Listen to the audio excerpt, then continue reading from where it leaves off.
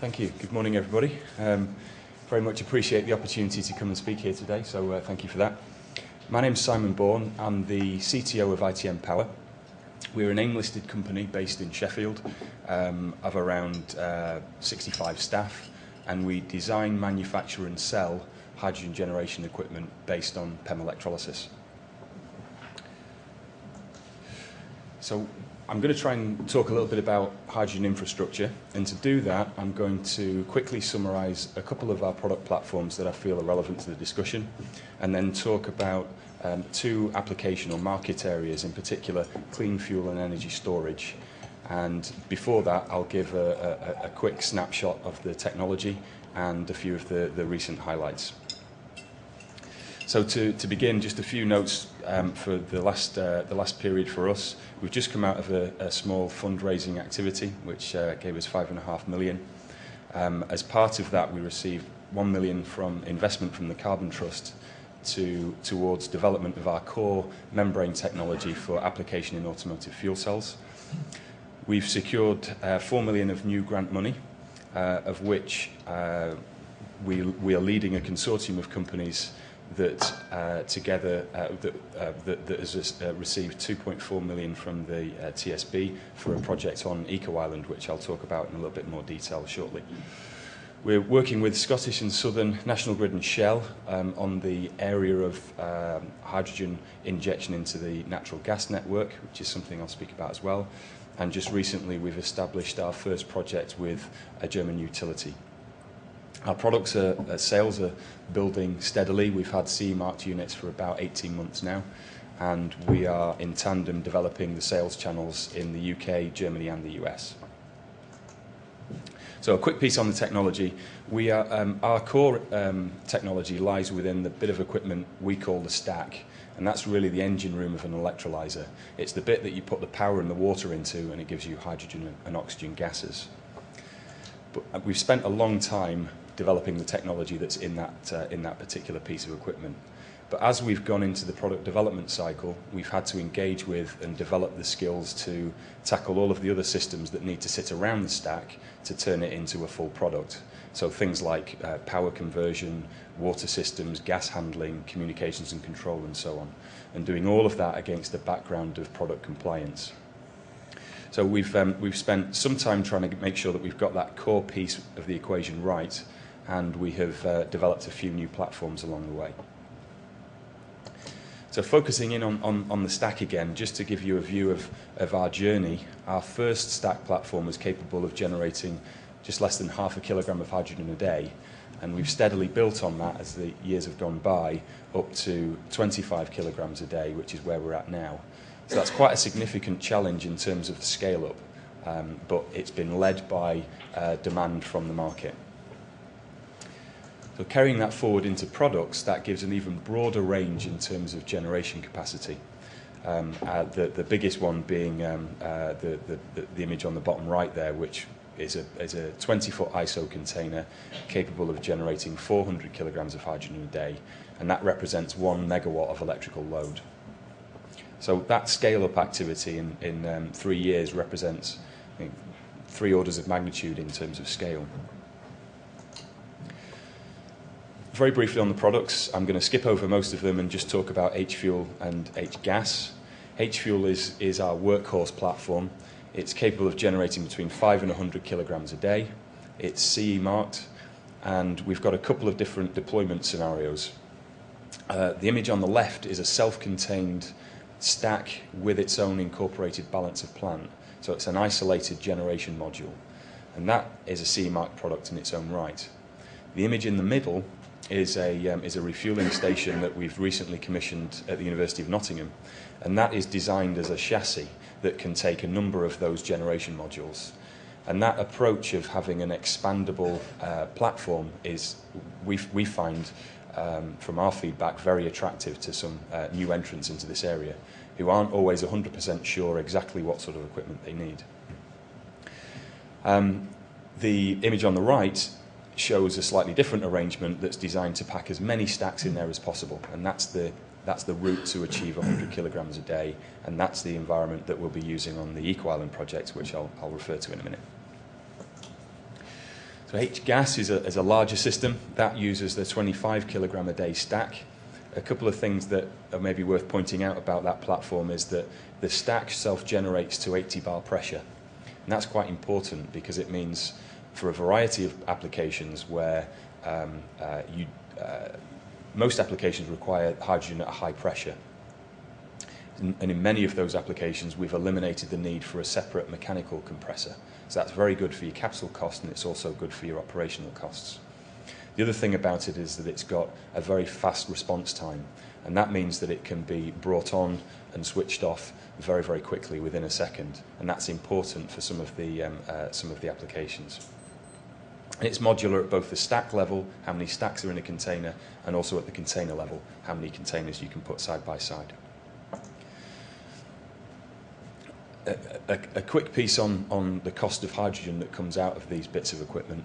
There's kind of a lot to get across in one graph, so I'm going to do as quick a job as I can. But what this graph shows is the cost of the hydrogen that you'd produced with respect to utilization factor. It represents a 100 kilogram a day generation unit based on the selling price today. So it's not a forward-looking statement about if you order 100 or 1,000. This is a one-off price, and it's based on a 10-year amortization period. What it shows is that the blue line is the operational cost together with the amortized capital, and the red line is the operational cost once you've amortized that capital. For reference and context, there's the EU target for hydrogen price in 2015, which comes out of one of the McKinsey analyses, and the cost per mile equivalent of diesel based on UK forecourt prices today. That says that based on these assumptions, if you operate more than 50% of the time, you're in the right sort of place. So application areas, I'll say a little bit about clean fuel first. There are 4 different areas that we're targeting: individual vehicle refueling, depot refueling, island systems, and wider scale infrastructure rollout and mobility. And I'll touch on these very briefly. So individual vehicle refueling, an activity that captures that concept is what we're doing with Boeing. We've got a contract from them to design and supply a electrolyzer product that is capable of working off-grid and is highly transportable. So it's a mini container that at a moment's notice could be driven somewhere, put down, attached to some fold-out solar panels and generate hydrogen. And that hydrogen is used to fuel one of their UAVs, an unmanned aerial vehicle. So it's going to be ATEX and CE compliant, and all of the stuff that goes along with that. But one of the things that we see is that UAVs, the UAV market is growing very rapidly for civilian applications, in particular looking at surveying land and assets, doing all the sorts of things that you might otherwise charter a helicopter to do. Materials handling is another, which I think is a rapidly growing early adoption market. There's been a lot of fuel cells used in North America for this application, but not so much in Europe. And we did the first trial of this kind in the UK with Marks and Spencers and Wincanton. And the backdrop to this is that distribution warehouses that have foods and perishable goods in them can't have vehicles running around that produce emissions. So that means you're either using batteries or fuel cells. The thing about a fuel cell is that you can refuel it, recharge it in less than 2 minutes, whereas it takes several hours to recharge the battery. And so there are some operational benefits that can be got from that for that particular thing. In addition to that, a fuel cell gives you 100% power across the whole shift, whereas a battery tends to sort of slow down a little bit towards the end of the shift. And that means, again, there's a productivity benefit. And during the trial, it was quite interesting to see at the start of a shift, there was a bit of a race in the morning. So the guys who were driving these things all made a beeline for the fuel cell powered forklifts because they all went faster and stayed faster for the full day. So that was a good bit of direct feedback. One of the things about that trial is that we developed a relationship with a company called Infinitium that supplied the fuel cell, which is a direct replacement for the battery module. And we now have a European exclusive import distribution for that fuel cell. One of the things I believe that's held this market back in Europe is the lack of a CE mark. Things can go a lot faster in the US because you don't need a CE mark. There's a lot of compliance work to do domestically, and we're anticipating getting that CE mark under our belt before the end of this year. So wider infrastructure deployment, it's been referred to already. There are a number of national schemes looking at the rollout of both hydrogen vehicles and the infrastructure to support them. Germany led the way, starting in 2009, South Korea as well, activities in Japan, and the UK has now got its own programme. And this slide is really to say that we're not alone. There are a number of these things happening. One of the important things I feel about this UK initiative is that it combines three of the key government departments together into a kind of single entity that you can interact with. And that's an important thing because hydrogen and mobility cuts across a lot of different government departments, and that sometimes can be a barrier to get a kind of a clear policy on the whole position. I think there's been a running joke for some time about when fuel cell vehicles will arrive, and I think it's clear now. I think everybody accepts that they are now arriving, and the key date for most of these companies is 2015. There are a few that are pushing ahead and looking to deliver a little bit earlier. Honda and Toyota recently announced that they are going to meet their 2015 target. Daimler are going a year early, and Hyundai are starting earlier than that. And I think the appetite of the car companies within these mobility initiatives is a significant driving force and is pushing this forward very quickly. They want to deploy them somewhere. They're only going to go where there's hydrogen infrastructure. Eco-Island is a project that is looking at putting an energy storage system as part of a smart grid on the Isle of Wight, and as part of that we'll be putting down a 100 kilogram a day refueler and introducing 20 hydrogen vehicles. Those vehicles will be a blend of internal combustion engines and fuel cells. And I think importantly about this project, it brings together some very extensive expertise from SSE as the utility company, Toshiba with their control system and integration, IBM do all of the billing and communications associated with charging for hydrogen when it's dispensed, and Cable and Wireless are managing all of the communications and telemetry between various bits of plant, including the vehicles. Toyota and Hyundai are involved also. Energy storage, I know I've not got a lot of time, and apologies for speaking very quickly. There are a number of applications in this area, but I think there's only time to talk about one of them, and I've picked gas injection. And what this represents is it's a way of dealing with some of the excess wind energy, renewable energy that we often create and can't use. So one option is to grab that energy, turn it into hydrogen, and then inject it into the natural gas network. And what that does is essentially avoid curtailment of wind energy that you could have had. It helps to decarbonise any application that is using natural gas, and it doesn't rely on any other associated technologies. So a few controversial numbers at the start, just to try and put some monetary value on it.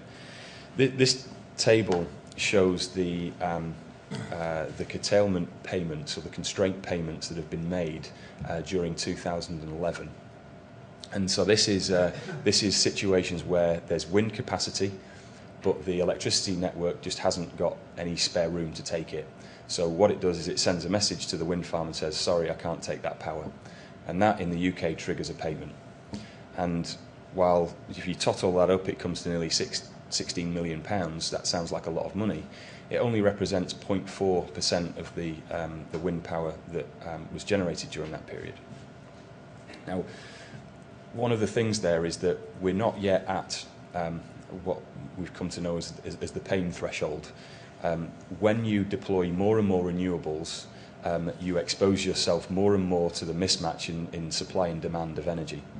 And there's a threshold of around 20% by capacity or 8% by energy, where your renewable energy starts to bite into your base load. And at that point, curtailment becomes a bigger and bigger problem. Now, we know this because other countries have got there before us, and we can see what's happening there. The forecast for the UK, depending on seasons and all sorts of different things, is that we'll get to that threshold between 2013 and 2015. So it's not far away. And I think in the last 24 hours, or last 48 hours, we got over 7% generation from wind. So Germany is an example of a territory where this is already happening, and one of the solutions to that particular dilemma is gas grid injection. So instead of turning down the wind, go through an electrolyser, turn it into hydrogen, and introduce that into the gas grid. So I've talked a little bit about a product platform that is able to address that from a technical point of view. We're doing a project, again with support of the TSB, looking at what the technical, compliance and business case challenges are for making all of that work. And we've got a good collaboration, and that we have got Gas Tech, part of the Kiwi Group, who are essentially a notified body for all things gas related.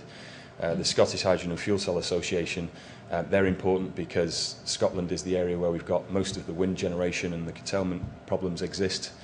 Logan Energy is the installation partner, SSE is a utility who faces this particular problem, and National Grid and Shell, who are very eager to understand how this can be deployed.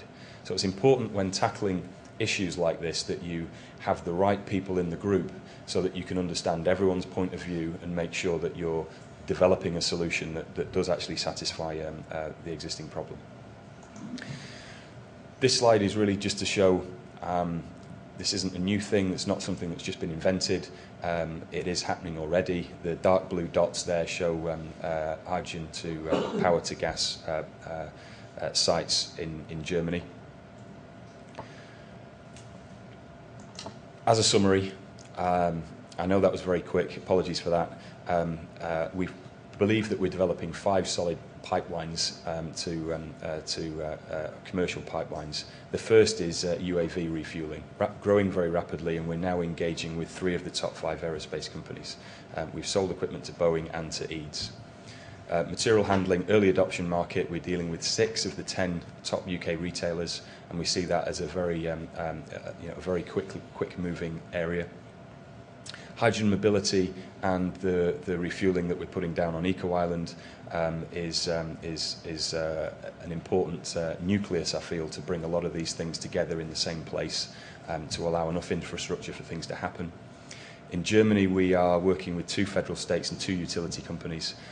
As we've seen, Germany is a territory where things are happening quite quickly.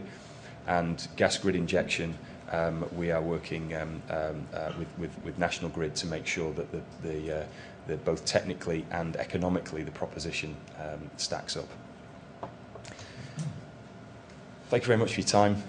I feel that we're reaching a critical point, and we're now at the stage where we have I think a good offering, and we're getting strong customer engagement, and it's the time to deliver. Watch this space. Thank you very much.